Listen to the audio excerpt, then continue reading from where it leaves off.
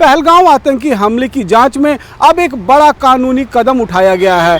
जम्मू की विशेष एनआईए अदालत ने लश्कर तोयबा के सरगना और भारत के मोस्ट वांटेड आतंकवादी हाफिज सईद के खिलाफ गैर जमानती वारंट जारी कर दिया है। ये कार्रवाई एनआईए की उस याचिका पर हुई है जिसमें कहा गया है कि हाफिज सईद पाकिस्तान में बैठकर भारत के खिलाफ आतंकी साजिश रच रहा है और जानबूझकर कानून से बच रहा है।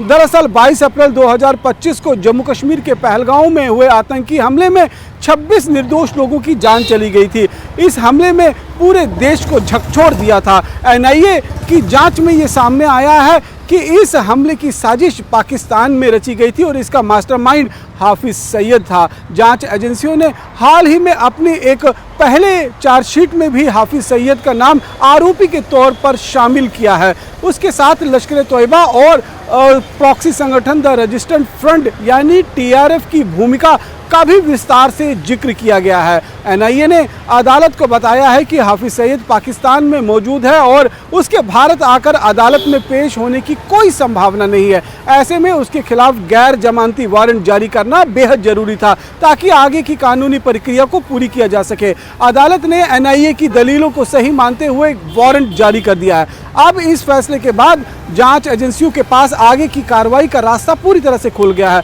अगर हाफिज सईद अदालत के सामने पेश नहीं होता है तो नए कानून भारतीय न्याय सुरक्षा संहिता यानी कि बीएनएस की प्रावधानों के तहत उसके खिलाफ अनुपस्थिति में भी मुकदमा चलाया जा सकता है, यानी आरोपी के अदालत में मौजूद ना होने पर भी ट्रायल आगे बढ़ सकता है। हाफिज सईद वही आतंकी है जिस पर मुंबई के 26/11 हमले समेत भारत में कई बड़े आतंकी हमलों की साजिश रचने के आरोप हैं। भारत उसे लंबे समय से न्याय के कटघरे में लाने की कोशिश कर रहा है, लेकिन पाकिस्तान उसे लगातार संरक्षण देता रहा है।